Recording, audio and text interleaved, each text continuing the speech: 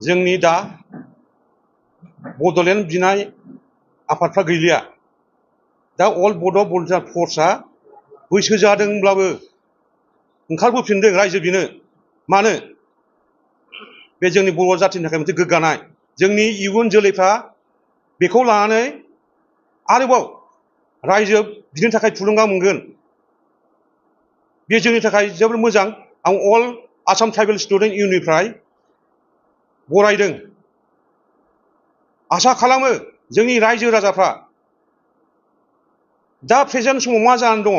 जों BSc BTC मोनबोबाय थेवब्लाबो जोंनि गांनाय उखैनाया दाबो जोबाखै जों जेब्लासिम बड'लेण्ड मोना जोंनि बर'फ्रा रावबो माने गोसोखौ जाफुंसारनाय बायदि मोना आरो रावबो बर' हारिया बड'लेण्ड नाङा होननानै बुंनो हाया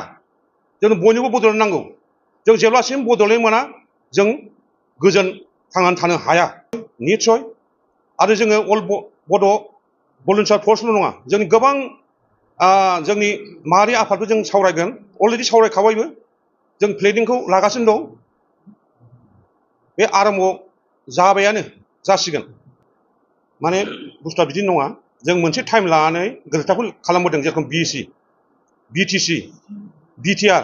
खिन्थु दासिमबो जोंनि बे जि एकर्ड खालामदों दासिमबो जोंनि दफाफोरखौ जोंनि सेन्ट्रेल गभर्नमेन्टआ दाबो सुफुङाखै दा बेफोरबो जोंनि मोनसे जाथाय बिनि थाखायनो जोङो आरोबाव रायजो बिनो गोनां जादों बाव बुंनांगौआ मोनसे खोथा दङ दा बिटिआर एकर्ड खालामदोंमोन बाय फार्स्ट एक नाम्बारावनो जानांगौमोन जाय जाय जेलाव दङ जाय जाय हमजादों बिसोर सिगाङाव गग्रोनांगौ होननानै एक नाम्बार जानांगौमोन बिनि उनावसो डेभेलपमेन्ट जानांगौमोन बे एग्रिमेन्टआ बेनो मोनसे गिदिर भुल जादों दा साननानै नाय जोंनि बे सिगांनि बिटिसि जादोंमोन बे गासिबो बिएलटिनि जा जेराव जानाय गासिबो गजोबदों दिर बिलआव खाथियाव राभा हिनजाव सानैखौ रेप खालामनानै बुथारदों सेरफांगुरियावबो बेबायदिनो सेम रेप सालाखाथियावबो सेम रेप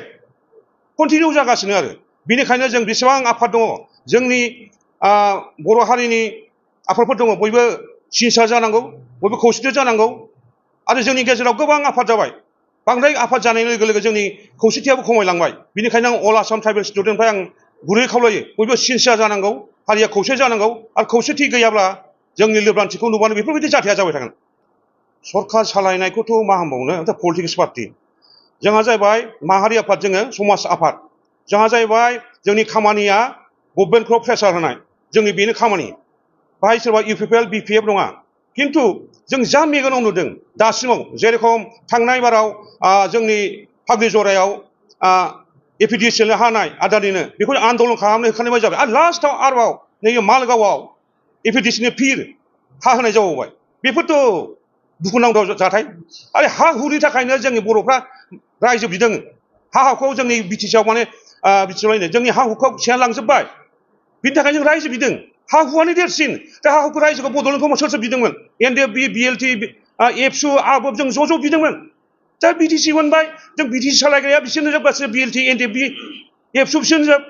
अब्ला दा सेम बे हाखौ दस्रा होनाया मा जाखो होमबा थारमाने गोदोनि आन्दलन खालामनाय बे नंखायसोमोन बेथ' थिग नङा रायजोनि गांनाय उखैनायखौ मिथियाब्ला रायजोनि खोथाखौ जुदि गभर्नमेन्टआ मानियाबा बेखौ रायजोनि गभर्नमेन्ट जों बुंनाय नङा बेथ' गाज्रि बुस्थुआ जों दाख्लै रुनिकाटा आउटपस्टआव नुबाय माने ओरैबायदि बुख्रेबबाय गारि मटर सिलाय लानानै थांबाय बेखौ पुलिसफ्रा गावाखै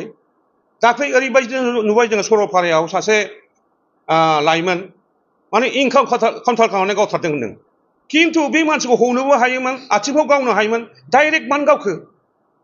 जों बर'खौल' गावनो मोनबाय आरो गुबुन हारिबा गावला आरो बेथ' मोजां जायाखै बेफोरबायदि जानो नाङा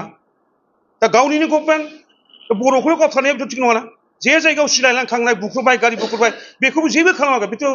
मोजां जों दा डाइरेक्ट बुंनो हाया बे गावसोरनि मिसन सिंनि खोथाखौ जों बोरै बुंनो जानोबो हागौ डाइरेक्ट नङा बेनो जोंनि माहारि आफादफ्रा ज' जायोब्ला ज' आवाज होयोब्ला खैफोदाव जेबो बुङाबा सिरि थायोब्ला बेखौथ' खाबु लाखागोन जोंखौ गोरलै मोनखागोन आरो जोंनि बिइउकेफ्रा सोर बांसिन जोंनि बर' नङा गुबुन हारि जोब अफिसारफ्रा गिदिर गिदिरा नों सेक्रेटारि होनो दासिम गुबुन हारिनो अब्ला बे सेक्रेटारिफ्रा जोंनि बिइउकेफ्रा जोंनि बे इएमजिएमखौ गोरलैयै फिदिंनो हागोन